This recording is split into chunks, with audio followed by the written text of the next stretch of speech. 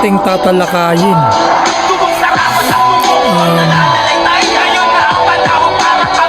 Anyway, shout out kay Utol Shiba.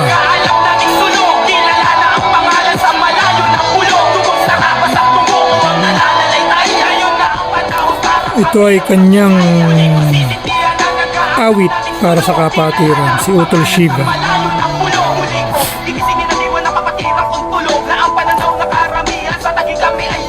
So, ang tatalakayin ko ngayon is something na walang picture siguro. Ito ay mensahe ng isang kapatid. Hindi ko sasabihin muna kung sino, pero nagbibigay siya ng idea. Sabi niya, baka pwede ko raw i-content, kasi parang nag-iisip siya ahead of time, kasi nga alam naman natin kung gaano ka-importante ang ating paparating na 50th in 2 years pa, diba? Pero alam naman natin gaano kabilis ang oras. So maganda siguro na sabi niya, medyo kumbaga i-open natin ng maaga-aga para mapag-isipan, makatulong yung mga kapatid. Baka may mga kapatid na mayroong mga ideya. So ito ay about sa Utol Shiba. Papatay ko muna, ha. Kahinaan ko. Yan. Ganyang kahina. Okay na yan. So ang sabi ng kapatid sa akin ay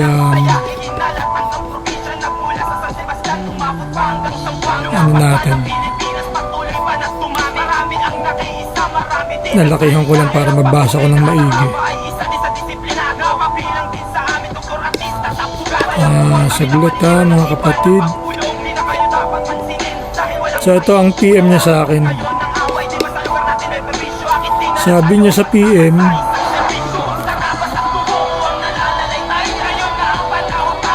suggestion para sa 50th team, baka pwede mong i-content. Gusto niya kasi palitawin na agad yung ideya, para nga naman yung ideya is magawa natin ng mapagtulong-tulungan natin na mapaganda, para pagdating ng 50th na siya, fully furnished, na siya, makinang, kumbaga yun na, diba? So ito ang kanyang ideya. Tagalog team, bagiging Tagalog ang team natin. Serbisyo at responsableng paglilingkod, alay sa bayan. So yung SRB nandun.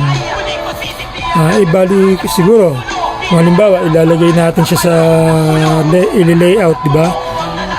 Bali yung S sa serbisyo is malaki, tapos yung at maliit lang. Serbisyo at responsableng, yung R sa responsableng is malaki, capital. And then sa serbisyo at responsableng paglilingkod, alay sa bayan. So yung B, letter B sa bayan is malaki. So bali mapapansin mo na angat yung SRB, diba?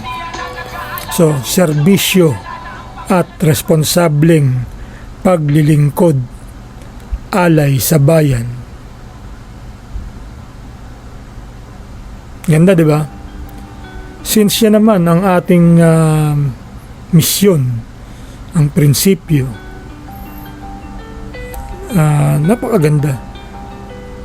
So yung serbisyo, yun yung service natin, services, kung ano man yan, mapalinis kanal, cleaning, gardening,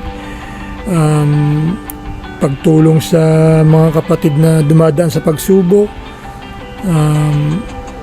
kids party, mamigay ng laruan. Bakit ganun? Teka, parang may mali,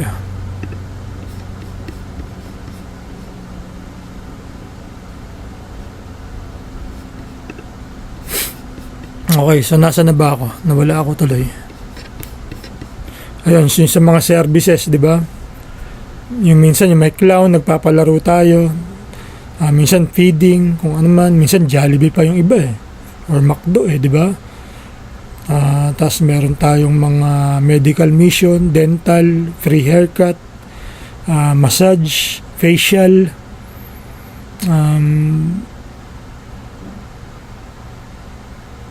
yung iba meron ng mga tuli, minsan yung sa bingot, di ba? Naalala ko si Brad Matthew, ganun ang ginawa ni Brad Matthew, yung mga bingot, o operahan yun para maging ano yung salita, maging diretso.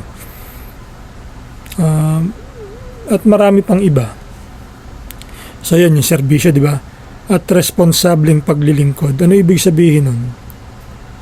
Pag magsiservisyo tayo, dapat maging responsable tayo. Hindi lang yung basta-basta serbisyo. Siguro kung sa umpisang leadership natin is medyo may mga kakulangan. Ako, inaamin ko talagang yung mga 4 na serbisyo ko sa Pandakan, 4 lang ba serbisyo ko doon? 4 yun pero malalaki. Talagang may mga kulang. Sasabihin ko siguro mga 60 to 65% lang ang aking maigagrado sa aking gawa. Dahil ano pa lang ako nun nag-uumpisa.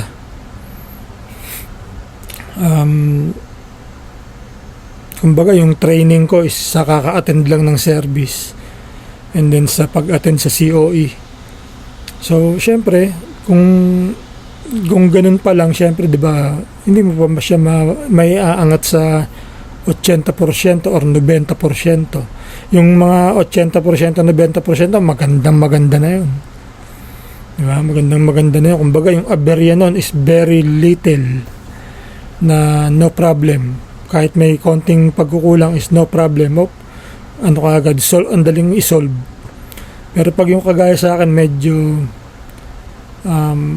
may kulang talaga. Feel ko. Hindi ko man name kung ano yung kulang ko. Siguro kulang ako sa leadership. Kasi mabait ako sa mga kapatid eh. Minsan yung mga kalugar ko hindi full yung support. Merong time na may service kami. Gabi bago yung service, mga naglasingan. So kinabukasan, ang sasakit ng ulo, dumating late, ang sasakit ng ulo. Okay lang sa akin. Alam niyo kung bakit? Dahil yung suporta sa akin ng mga tagalabas ng chapter ko is nandun. Sila Brad Jess. Ang ka-chapter kong talagang support nun si Ann Davidos eh. Yun talagang. Kasi ngayon di kami gano'n nagkakaano ni Sis Ann eh. Kasi merong something na let's forget about it. Pero yung support sa akin ni Sis Ann, at saka ako sumusuporta naman ako kay Sis Ann pag may service siya noon. Malapit sa akin yung sis na yan. Kahit nung first time kumamit yan sa so yun, si Sis Ann. Sino pa ba mga sumuporta sa akin nun? Si Brad Alain nun, pawala-wala eh. Dadating, mawawala. Pero ngayon, si Brad Alain, kita nyo kahit saan. Na pag niya na, kumbaga nabuo na sa niya, na magsiservisyo na lang. Pero yun nga, from experience, although yung first service talagang full support yung mga ka-chapter ko sa Pandakan. Pero yung second tsaka third, support medyo okay, pero ang laki ng ginastos ko doon. Kasi nag-abroad na ako no, kumbaga hindi na ako ganong humingi lang ako ng tulong nun sa USA. Nagbigay sa akin ang East Coast at West Coast. Yun lang ang tumulong sa akin. Tapos yung part pa nun ibinigay ko para sa bullying. Para ang SRB East Coast and West Coast is may participation sa service, and then kinabukasan is bullying. May nagbigay ako ng 2,000, sabi ko from East Coast and West Coast yan. Yung 2,000. Kasi ganun ako, gusto ko talagang makatulong sa mga sa kapatiran. Ayokong magsulo ng kredito. I'm not like that. I work for SRB, not for myself. Although I work for myself in SRB to make myself better, para maging mas mahusay ako. Kasi ang makikinabang doon, mga kalugar ko, yung mga tao, mga kabilang barangay, mga taga-Pandakan, sila makikinabang pag ako naging better, dahil magpupursige ako magserbisyo. Gugustuhin ko magserbisyo tayo ng malaki taon-taon, at magserbisyo tayo ng maliliit, gawin natin buwanan o twice a week. Kasi wala na ako sa Pinas, pero pag ako makauwi, yung tapos na ako sa kontento na ako sa buhay ko, gusto ko na lang mag-relax, magserbisyo. Ganyan ang gagawin ko. So yun yung responsableng paglilingkod. Ibig sabihin nun, yung serbisyo natin is ayusin natin, daanin natin sa legal palagi. Wag yung basta-basta magtatayo tayo ng tent. No, magpaalam tayo sa chairman, sa mga kagawad, para kung meron silang gustong halimbawang itulong, basta wag lang epal, di ba? Yung masyadong epal ba? Bibigyan natin lagi ng parang borderline. Ipapaliwanag natin sa kanila na ganito po ang serbisyo namin, ayaw po namin nung kung gusto niyo pong tumulong, okay po sa amin, pero ayaw po namin yung may mga epal, kumbaga. Hindi naman masama yung self lang yun kung ipapaliwanag ng maayos.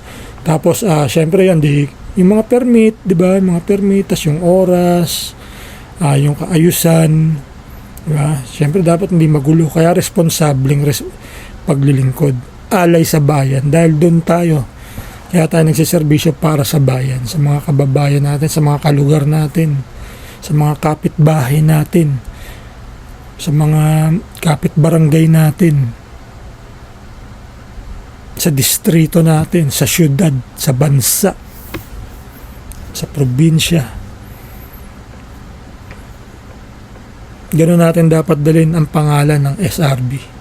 Kaya kita nyo, yung sa team serbisyo at responsableng paglilingkod alay sa bayan, nandun yung SRB, ma-highlight yung tatlong letra na ating pinoprotektahan at minamahal. Yung SRB nandun. So kung meron kayong mga ideas, mga kapatid, ito naman is ideas pa lang. Sabi nga ng Brad is let's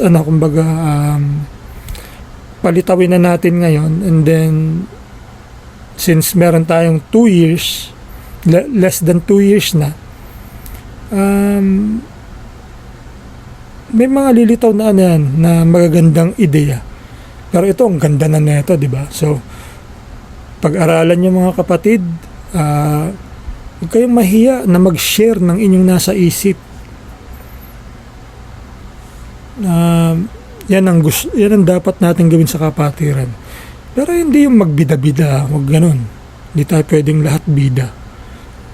Kasi kaya nga tayo merong humbleness, dahil yun ang unahin natin, humbleness. Igalang natin ang ating mga leaders. Alam naman natin, mga leaders natin, magaganda ginagawa, diba? So para sa 50th, paghandaan natin yan, dahil 50th is golden year, golden, gininto ang taon ng SRB. So kailangan lahat pakinangin natin, kagaya sa kanta ko, di ba? Tulad ng agila, kalangit ay liliparin. So lumipad tayo ng matayog para sa 50th. Dapat nga taon-taon, pero ito special year to, 50th to, golden year to. Ano ba kulay natin? Yellow, gold and blue, di ba? So yung gold is talagang napaka-importante sa atin. Golden anniversary of SRB. So bakit Tagalog ang isinasuggest natin? Because we are Filipinos. I don't know any SRB na Amerikano. May Indian, pero yung mga Indian na yun, mga sa Pilipinas na nag-aral. Baka mga Filipino citizen na nga sila, nagtatagalog na sila Brad Bob. Babanbir Gil. Ang laki ng katawan yan, tangkat, mas malaki pa sa akin yan. Pero pagkaharap mo yan, hindi niya pinagmamalaki yung sarili niya. Hindi siya mayabang. Tahimik, simple. Pero sigurado makulit yan, si Utol Bob. Siyempre, alam ko rin yung mga kakulitan yan. Pero yung sa kapatid, hindi siya Yung mga siyempre, yung pagiging youth, kasi bata pa siya nun. Diba? Yung pagiging youth, hindi naman mawala yan, pagiging bata.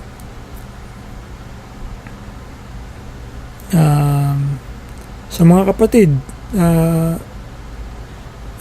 sabi kasi nung Brad, i-content ko. So, naisip ko, ang ganda nga, ang ganda. At saka, dapat talaga maging advanced tayo mag-isip. Agahan natin. Be always on time. Be always early. Ako, pag uma-attend ako ng service, ang aga ko. Alam niyo kung bakit? Kasi gusto ko, bawat darating kakamayan ko. Pagka dumating ka ng late na nandun ng marami, nakakatamad ng kumamay na isa-isa. Ang dami. Pero pag maaga kang dumating, ang datingan niyan, hindi sabay-sabay. May darating na isa, may darating na 3, 5. Ang daling kumamay. Di ba? Mas makakapagkamay ka ng mas mainit. Mas mainit na kamayan. Mas makakapagkwentuhan kayo dahil ang aga nyo. So, bawat dumarating isa, meron kang time. Hindi kagaya nung darating ka ng late. It's, kumbaga, parang yung iba, nahihiya rin lumapit sa'yo. Dahil, parang hindi mo sila tinitignan din. Pero dapat kung late tayo, kamayan mo lahat ng kapatid. Lahat ng nandyan. Diba? Huwag mo silang antayin lumapit. Bilang kapatid, lumapit ka. So, it's not just for the late. Kahit yung mga nandun na, nakita niyang may dumating, lumapit kayo. Maglapitan tayo. Let's do it. Let's meet in the middle.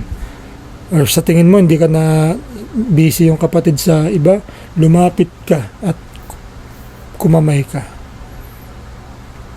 So, yan serbisyo at responsableng paglilingkod alay sa bayan. Sa ngayon, yan ang nabuo sa isip ng kapatid at gandang-ganda ako. Hindi niya pinaliwanag sa akin. Ako na gumawa ng paliwanag. Kaya madali naman intindihin. Diba? Serbisyo. Responsableng paglilingkod. Alay sa bayan. Ano mahirap doon, diba? Hindi ko na nga in-internalize Basta tinignan ko lang saglit. And then, okay. I'm ready. Kagabi niya sinabi yan, pero sabi ko sa Brad Tol, bukas ko siya i-content para paggising ko, fresh ako. Fresh ang aking utak. Diba? Fresh ang aking pakiramdam. Tas ayan, yung sunlight na paborito ko sa umaga. Ang early morning sunlight is napakasarap sa pakiramdam. Kaya marami 'di ba nagja-jogging sa umaga. Kasi yung tsaka yung mga baby inaano sa umaga, 'di ba? Kasi yung sunlight ng hindi siya mainit. Maliwanag, ang sarap niya sa pakiramdam. Para siyang gamot. Okay mga kapatid, sana magustuhan to nung kapatid na sigurado pakikinggan niya to ng buo. Kasi marami naman nakikinig sa akin. Hindi lang sila yung nagko-comment or nagla-like. Pero sinasabi nila sa akin to, lagi ako nakikinig. So, kumbaga hindi ko alam na silent listener. Okay mga kapatid, Brad Vlog, Alpha Epsilon, Central District Council. Siyempre, part din ako ng Kamanaba. Dahil taga Navotas ang asawa ko. Doon sila nakatira. At ang tagal kong tumira sa Navotas. Second home ko yan. Dati ang second home ko sukat dahil nandun yung lola ko. Nung namatay na yung lola at tita ko, hindi na ako nakakapunta ng sukat at ng Muntinlupa sa housing. Kaya ngayon, Navotas na dahil sa asawa ko.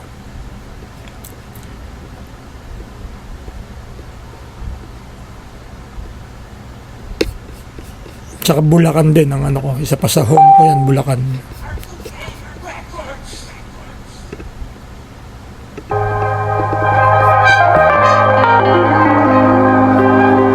Okay po mga kapatid, 20 minutes inabot.